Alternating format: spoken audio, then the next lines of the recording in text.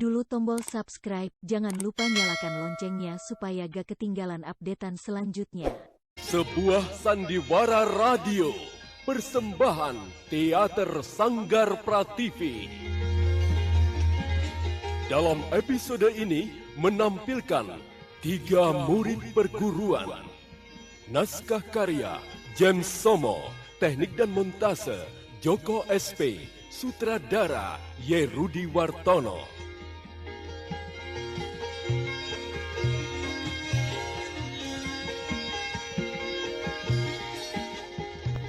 Pada seri ketiga ini didukung oleh para pelaku Ai sebagai Sabawanti, Yoko sebagai Begawan Prasetya, Francisca sebagai Satiti, Wenda sebagai Aranato, Billy sebagai Ambuni, dan pembawa cerita Rusli Pontian. Selamat menikmati.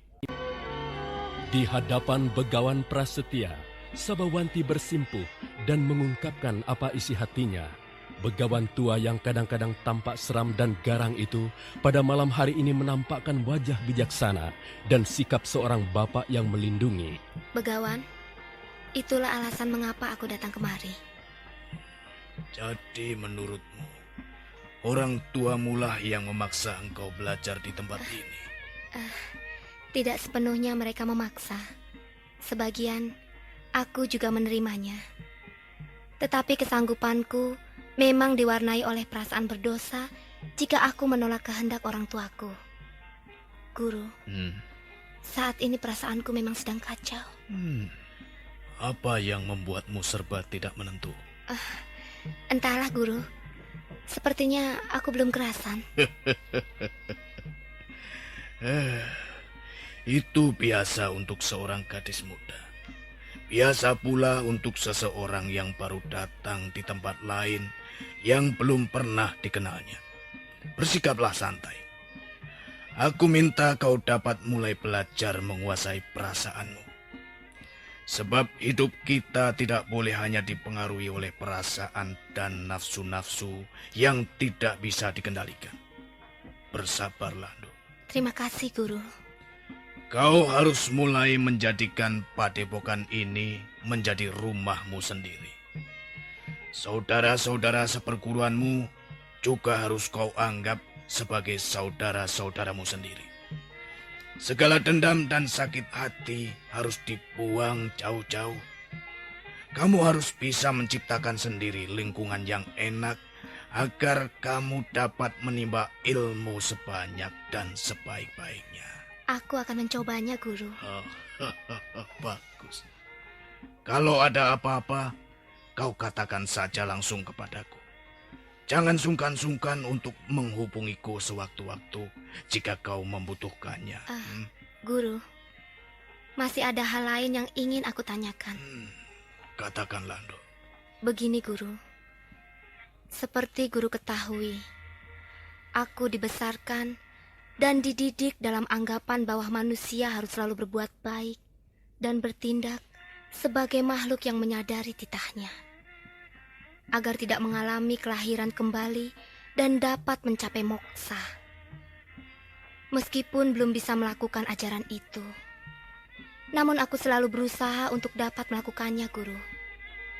Kenyataannya sekarang ini, aku harus menuruti kehendak orang tuaku, menimba ilmu kepada guru, untuk kemudian melakukan tindakan tidak terpuji, membalas dendam, menyerang Mataram, dan membunuh bukan karena membela diri, melainkan oleh dorongan lain di luar diriku, yaitu sekedar melaksanakan kehendak orang lain. Terus terang, Guru, hal ini memberatkan dan menjadi beban yang menggangguku.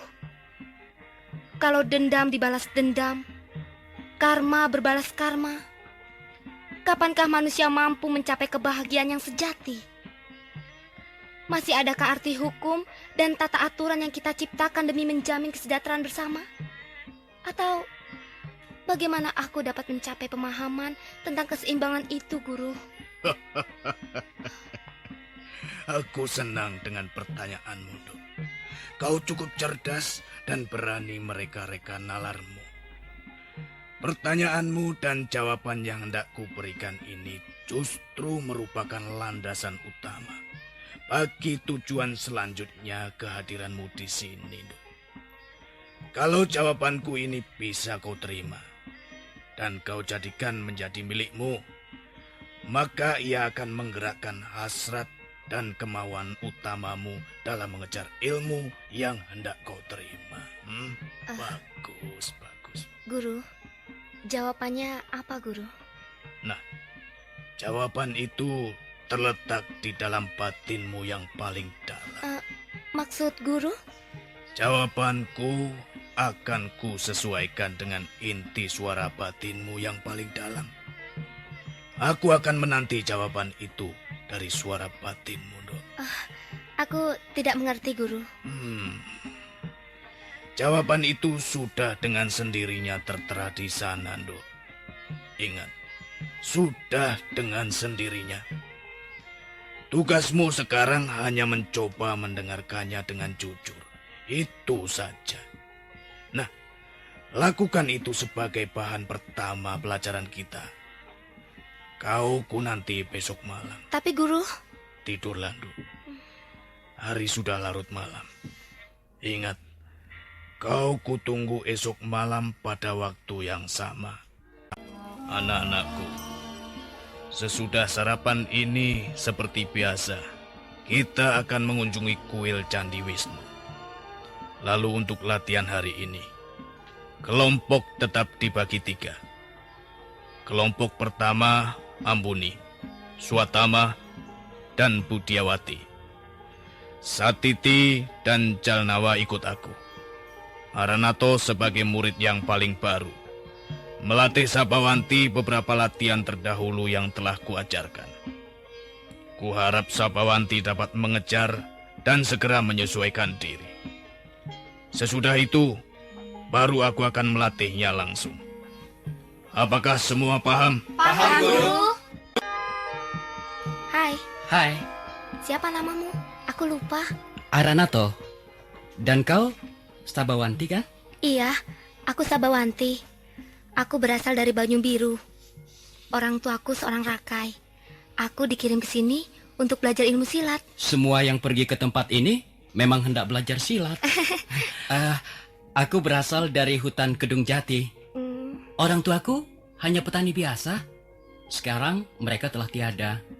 Ibuku mati ketika melahirkan aku. Ayahku tewas saat membela desa kami dari tekanan para perampok yang menjarah desa kami. Oleh pamanku yang juga miskin, aku dititipkannya di sini agar kelak dapat ikut terlibat di kancah persilatan. Ya, barangkali dari sana aku dapat sedikit mengangkat martabat keluarga kami. Bukankah kasta kesatria menempati urutan kedua?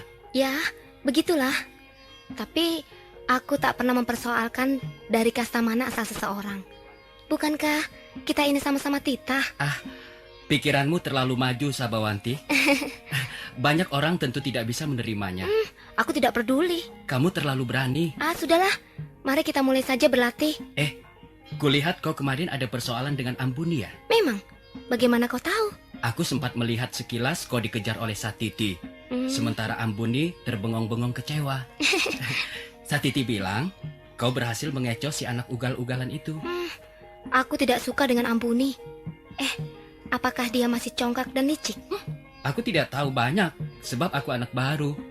Tetapi dia memang amat angkuh terhadapku. Apalagi sejak Satiti dekat denganku. Pertanyaanmu menunjukkan bahwa kau pernah mengenal dia sebelum ini. Iya, Ambuni anak paman Aryawarta. Aku pernah kecewa dan ketakutan gara-gara ulahnya. Kau bekas kekasihnya? Oh, sama sekali bukan. Aku akan menceritakannya kepadamu. Tetapi nanti saja ya, kalau kita sudah selesai latihan. Setuju? Kau mempercayaiku? Tentu. Asal kau berjanji tidak akan mengatakannya kepada siapapun. Iya, aku berjanji. Nah, sekarang mari kita mulai. Ikuti gerakan-gerakanku. Kalau ada kesulitan, katakan saja. Iya. Sore hari ini, kau tampak lebih segar daripada kemarin ketika kau baru datang. Mari kita ngomong-ngomong sambil menyusuri jalan-jalan itu. Kelihatannya pemandangannya indah sekali. Tadi, waktu aku selesai mandi, Ambuni mencegatku. Dia berkata, supaya aku tidak main-main dengan kamu. Bahkan dia mengancamku bila aku terlalu dekat dengan kamu. Loh, apa urusan dia? Kau mau dekat atau mau bermesraan sekaligus denganku? Itu urusan kita. Apa-apaan? Tenang, Sabawanti, tenang. Dia hanya mengancam, tetapi kan belum melakukan apa-apa. Kau takut, Aranato? Tidak? Ya, kau tidak perlu takut. Kalau ada apa-apa, aku akan membantumu. Aku bahkan sempat membuat rencana bersama Satiti untuk mengecoh si anak ugal-ugalan itu. Dia harus diberi pelajaran. Wah, tampaknya kau menaruh dendam pada Ambuni. Bukan dendam, tapi sakit hati. Aku muak melihat gayanya yang sok tahu dan sok merasa dirinya hebat. Iya, dia memang lebih hebat dari kita. Ilmunya sudah cukup matang. Aku tidak peduli. Sabawanti, lukamu terlalu dalam. Aku benci dia. Aku muak. Aku mual. Aku mau muntah. Dia bajingan. Dia Sabawanti, suatu hari akan kubunuh dia. Akan kubunuh. Sabawanti, Aranato. mari kita jalan-jalan. Kita hirup udara senja ini. Sudah, jangan menangis. Tanganmu dingin, tubuhmu gemetar. Aku kedinginan. Mendekatlah kemari. Udara di sini memang terlalu dingin. Kita berjalan sambil berangkulan. Nah, sekarang lebih hangat bukan? Aranato, kau baik sekali. Dan kau cantik, Sabawanti.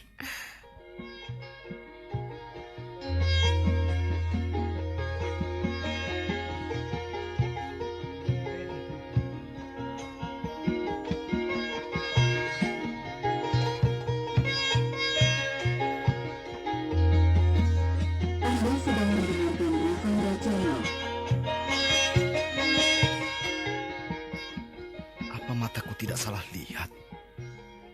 Bukankah itu Aranato dan Sabawanti? Coba ku lihat lebih dekat lagi. Oh, bukan main. Baru kenal 2 hari sudah berjalan sambil berpelukan. Keterlaluan. Padahal aku sudah mengancam Aranato untuk tidak dekat-dekat dengan Sabawanti. Sekarang aku saksikan dengan mata kepalaku sendiri. Diam-diam si Aranato itu buaya juga. Wah, rupa-rupanya kau menantang, Aranato. Kau belum kenal siapa Ambuni ini. Hati-hati anak ingusan. Tidak lama lagi kau akan tahu akibatnya. Dan kau Sabawanti, dasar perempuan jalang. Bertekuk lututlah kau padaku. Iya, teruskan, teruskan.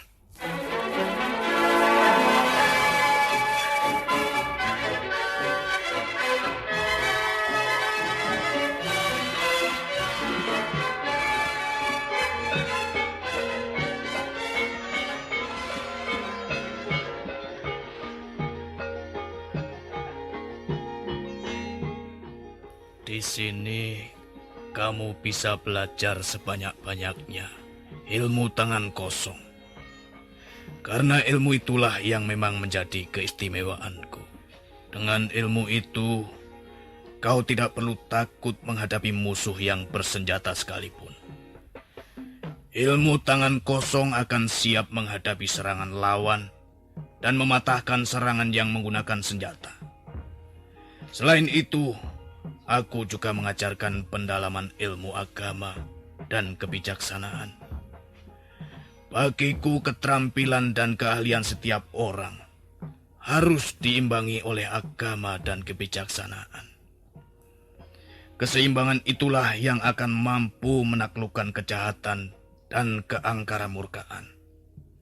Dunia, alam, dan jagat ini harus dibawa kepada suatu keseimbangan sejati, tujuan hidup sejati, kebahagiaan sangkan paraning dumadi, persatuan dengan sang yang murpeng dumadi. Guru, apakah manusia mampu mencapai kebahagiaan itu, Guru? Tentu, Nduk. Selama dia berusaha untuk menguasai dirinya dari keterikatan daging dan nafsu-nafsu tak bernalar. Sekaligus manusia harus memohon kepada Sang Yang Widi rahmat untuk diterima dan dibawa kepada persatuan dengannya. Guru, apakah tugas utamaku supaya dapat mencapai tujuan akhir itu, Guru? Nah, ada banyak jalan untuk mencapai kesejatian kebahagiaan, Dok. Tetapi yang paling penting adalah menatap apa yang sekarang ini ada di hadapanmu. Sebagai seorang murid baru, kamu harus mulai keluar dari dirimu sendiri. Kau harus mulai melatih menemukan jati diri, bersatu dengan Atman dan Brahman. Hanya dengan mengusahakan hal seperti itu terus-menerus, kerinduanmu untuk menimba ilmu silat dapat mengalir seturut irama alam, seturut irama tubuh dan jiwamu. Itulah yang akan mematangkan ilmumu, Dok. Dan itulah yang sekarang ini harus kau lakukan. Aku akan selalu berusaha mencobanya, Guru. Usaha bertemu dengan Atman Brahman, mengandaikan kejujuran hati, Dok. Aku tahu arah pembicaraan Guru. Guru tentu akan menanyakan bagaimana jawaban suara hatiku atas persoalan kemarin malam. Tepat, Dok. Bagaimana usahamu untuk mendengarkan inti suara hatimu? Terus terang, tidak terlalu jelas, Guru. Namun begitu, aku mencoba membuat sari intinya. Aku memang dilatih dan diajar untuk bersikap dan bertingkah laku benar, baik dan utama. Unsur kebaikan dan keutamaan itu banyak, termasuk mengabdi kepada leluhur, keluarga, orang tua, dan negara.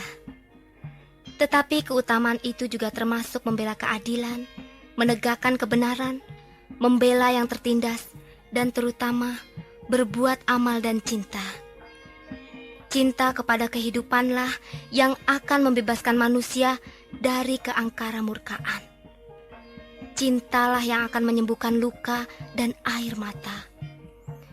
Dan hal itu masih bergema di dalam batinku, manakala aku dengan jujur mau mendengarkannya.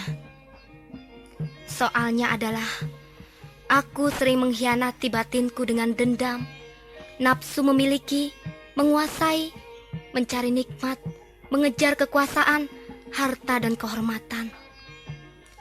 Yang lebih runyam lagi adalah kehendak orang tuaku untuk ikut dan terlibat supaya membalas dendam. Membalas dendam. Padahal aku juga tidak ingin mengecewakan ayahku. Sulit, Guru, sulit.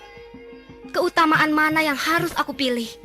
Dok, jangan bicara apa yang seharusnya. Katakan apa yang paling jujur di hatimu. Kamu, atau tepatnya suara hatimu berkata apa? Aku harus memihak keadilan, memihak cinta, dan memaafkan dendam. Itulah suara hatiku yang sesungguhnya, Guru. Kau berani memilih yang paling jujur? Aku tidak tahu, Guru. Aku tidak ingin mengkhianati ayahku sendiri. Berat sekali, Guru. Sabawanti. Iya, Guru. Aku tidak ingin menyudutkan dan memaksamu memilih yang mana. Aku lebih mempercayai waktu. Waktulah yang akan memperkembangkan dan merubah dirimu. Jangan, Dok. Jangan memaksa diri. Bersikaplah sumeleh, pasrah, namun tetap percaya dan yakin akan gerakan suara alam. Terima kasih. Terima kasih, Guru. Aku hanya ingin mengatakan bahwa dalam usiamu yang sudah bukan anak-anak lagi ini, kamu harus bebas. Kamu harus tidak dipengaruhi oleh siapapun dan apapun, bahkan oleh dirimu sendiri. Sekarang kamu sendirilah yang berhak menentukan hidupmu sendiri. Nah, Hari sudah cukup larut. Tidurlah anakku. Besok kita bertemu lagi. Masih ada satu hal sebagai tugas terpenting yang hendak kukatakan dan harus kau lakukan. Katakanlah, Guru. Aku siap melaksanakannya, betapapun beratnya. Matamu tiba-tiba pada hari ini menyiratkan dendam. Guru. Seperti yang tadi kau katakan sendiri. Hanya cinta dan maaf yang dapat menyembuhkan dendam, luka dan sakit hati. Cinta, anakku.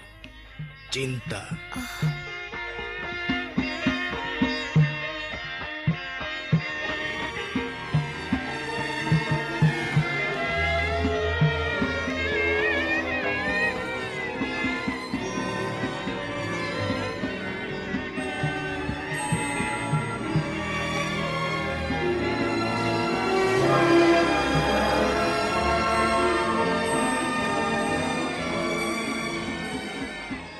Sabawanti masih terluka oleh suatu peristiwa dengan Ambuni yang membuat hatinya merana dan sakit. Peristiwa itu belum lagi terungkap. Akankah Sabawanti jadi mengatakannya kepada Aranato, sahabat barunya? Peristiwa apakah itu? Beranikah Sabawanti mengambil sikap untuk tidak mengikuti harapan ayahnya membalas dendam kepada Mataram? Apakah tindakan yang akan diambil Ambuni terhadap Aranato yang pernah diancamnya? Berhasilkah Ambuni menundukkan hati Sabawanti? Untuk mengetahuinya, marilah kita ikuti serial Sandiwara Radio, Gelang-Gelang Sangkala di radio kesayangan Anda. Sampai jumpa.